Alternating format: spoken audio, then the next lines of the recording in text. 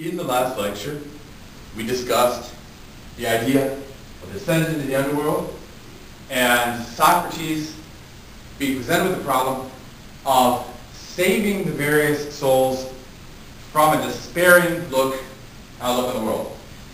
The despairing outlook that is claustrophobic, dark, and emasculating, and ultimately detrimental to human existence.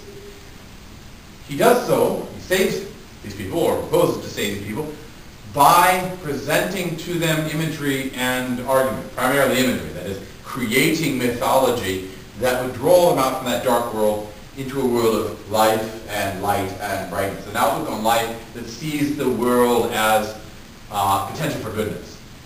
I discussed the idea of an alchemical exchange, that the alchemical exchange is essentially a change in the vision of the individual from claustrophobic, way down chain, to free and open and infinite possibility.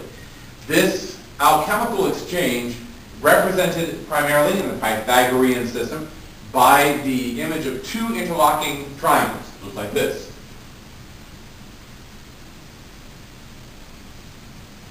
Wherein the base material is burned away and the fine material, the gold, is increased. This image also is represented in the interlocking of two circles that create, therefore, the perfect square, the golden rectangle representing the number 5, which is the number of balance and harmony in the ancient world. Phi is the number of balance and harmony. This alchemical exchange from base to good, noble, represented by two interlocking circles, in the midst of which is what's called the vesica piscis. The vesica piscis is the vessel of the fish, the birth canal, the portal into the next life, to the metamorphosis that will occur and cause somebody to be born again into a world of thought and vision and infinite possibility. Well, it doesn't appear in the dialogue that that's what's happening immediately. What appears in the dialogue that's happening immediately is that there's a discussion of justice. Socrates raises, at the dinner party, raises the issue with Cephalus, what is justice? What does it mean to be just? And that leads to a whole discussion of justice that then occupies them for the rest of the dialogue, for the next 10 books. In book 1 of the dialogue, there are 3 major visions of justice that begin the discussion, to kick off the discussion. They're held by the following characters in order. Cephalus first, and then his son, Polemarchus, and then one of the dining party by the name of Thrasymachus.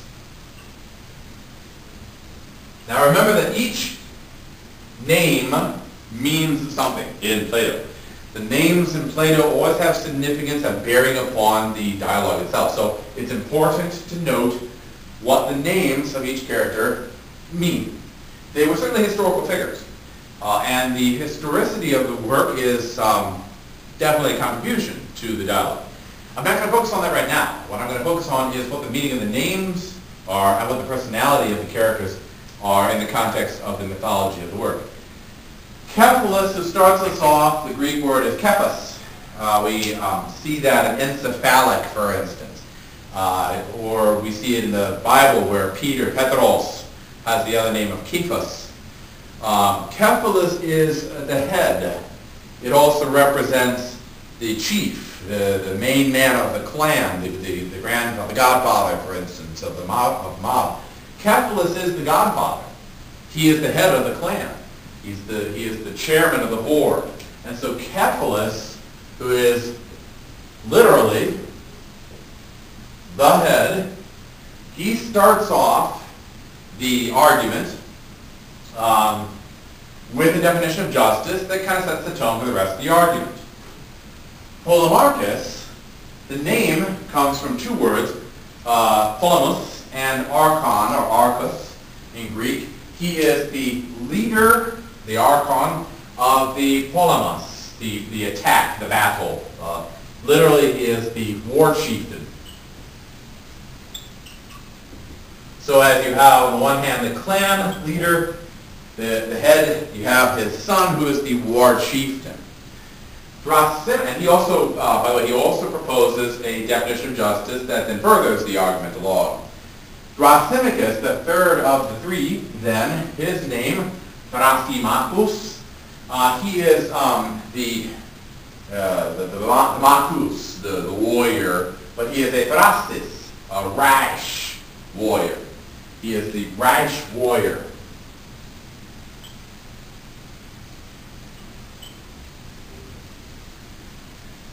And he also proposes a definition of justice which furthers along our discussion in Book 1.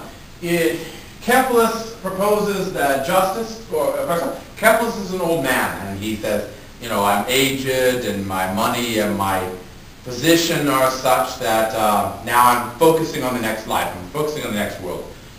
But he says that people, when they get old, if they have a good disposition, they handle old age and death well. And if they have a bad disposition, they handle old age and death poorly.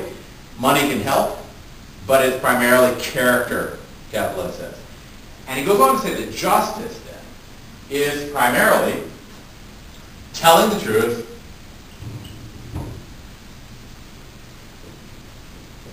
and giving back what is owed.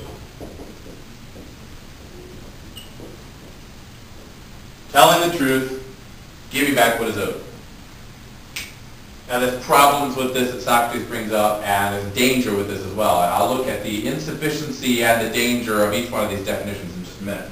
Polemarchus picks up the argument when his father says, I have to go sacrifice to the gods. So Socrates kind of pokes a little bit at the definition that Kepler gives, but then lets him go. And Kepler takes off to give sacrifices to the gods, which is what he does with most of his time. He gives sacrifices to the gods and eats and talks with friends. So he's gone. Kepler is gone. And Polemarchus remains to carry on the battle, carry on the argument, carry on the discussion with his definition of justice. And he gives two. The first one kind of carries on his father's. It says basically that justice is giving to each his due. That's a carryover of what Kepler says. So Kepler says it is giving what is owed. Polemarchus says it's giving to each his due. But then Polemarchus finds, during the course of discussion with Socrates, that that definition is insufficient, and so he gives a second definition. And the second definition that Polemarchus gives is that justice is doing good to friends and harm to enemies. A good definition for the war chieftain to give.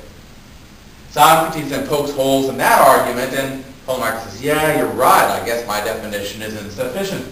And at that moment then, Thrasymachus lunges forward so violently, with so much anger, that Socrates himself is terrified. Now, they're all kind of scared of Thrasymachus. So the animal-like. He's almost like a minotaur when he comes at Socrates. Rawr! And he says to Socrates, look, I'm tired of your questioning people. I'm tired of your asking these questions. You tell us what you think justice is. And you show us what to think. Because I'm sick and tired of all this questioning stuff. Socrates, of course, is not going to give his definition right away. He doesn't. He says, I don't even know if I have a definition. But you, Thrasymachus, you tell us what you think justice is. And so Thrasymachus gives his definition of justice. And his definition of justice is the advantage of the strong.